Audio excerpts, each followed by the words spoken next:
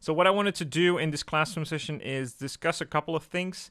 Primarily the shape manipulation that you need to do in day one, because that is going to be rounding boxes. And I think a lot of you haven't done that before in the assignments. We have definitely covered it in other weeks, but if you weren't part of those weeks, then you might have missed that.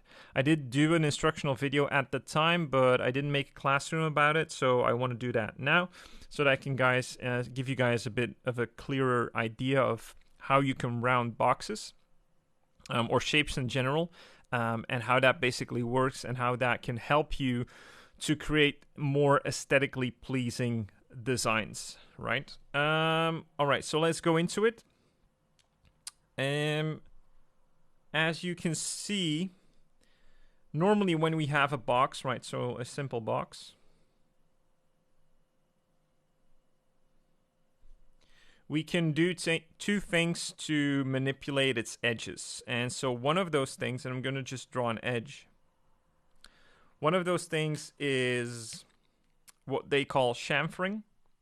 And the chamfering is actually that we make a straight line between two points to cut off that corner, right? And make it a little less harsh. And so the resulting shape might look something like this.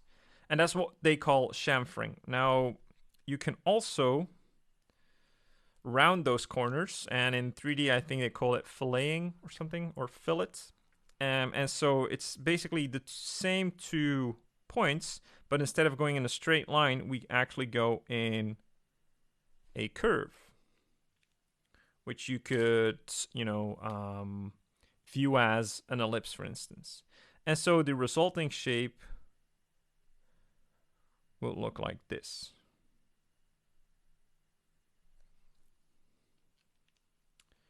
Now, when drawing boxes, you can either do singular manipulations or multiple manipulations. And so if we do that, let's draw a box. And I'm still a bit rusty today, so fingers crossed.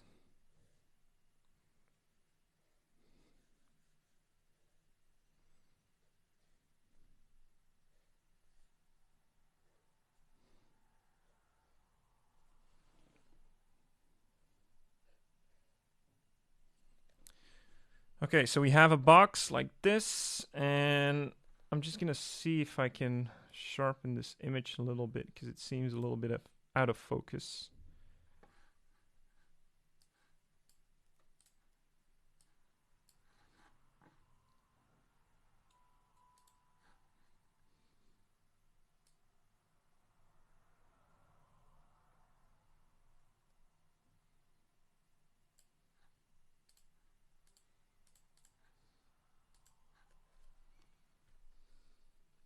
All right, that might be a little better. Okay, so what we're going to do now is we're going to do a singular rounding. So same as here, but just onto this plane is I'm going to round off this corner. And then following my perspective, I'm going to follow it to the other side. I'm going to eyeball this a little bit. Same here to the other side.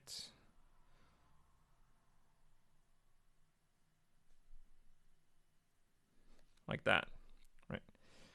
And if we connect those forms,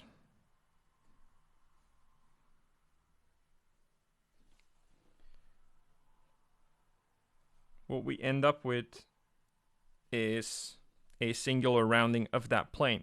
And now we can translate that down into this box. So we're basically following the points where we started, rounding the corners. We follow that down in perspective. Same here. Follow it down in perspective. And so we round off that corner again. Now the rounding on this side is going to stay the same, but we're not going to see the other side because of the silhouette of the box is going to cut, and pick up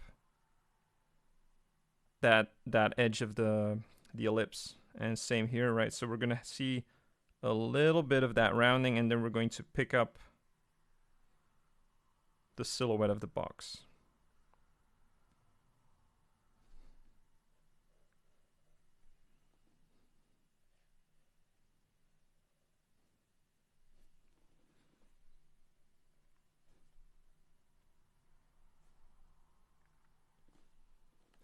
Okay, so this is basically a single rounding, and the reason it's a single rounding is if we think about 3D, we have a, and I'm going to follow the perspective of this box, we have a z-axis like this. We have a x-axis like this. And we have a y-axis going vertically up and down. And now in this case, we've only manipulated the viewpoint from the y-axis. Right? And so if we look with our eye down on this box, we will see those edges have been manipulated. However, if we look at it from the Z point of view, like this, you know, and our eye is somewhere over here, we would still see just a square, because if I follow the contours, we still have just a sharp fall off on the contours, right? And so the same would be true for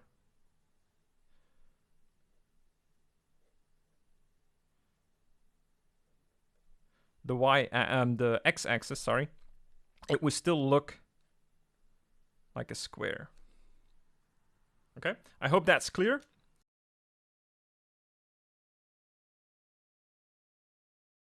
Okay, hey everyone. So your assignment for this lesson will be to draw 40 boxes that have singular rounding. So as you can see here in the sped up video, you can draw the box first, just the encompassing box. And then you're going to draw basically boxes with manipulated edges. Now, it's going to be crucial that not all your boxes, because you're going to be needing to do 40, which is quite a lot, but all of them should, or like at least not all of them should have the same kind of rounding, right? So there should be some asymmetry in the rounding. There should be some variation. You can come up with, you know, also internal cutouts, not only, you know, on the corners, you know, internally as well, but only singular rounding. So meaning that it's only on like one axis that we actually see manipulation, where the rest should remain the same. All right, that's your assignment for this lesson. Have fun.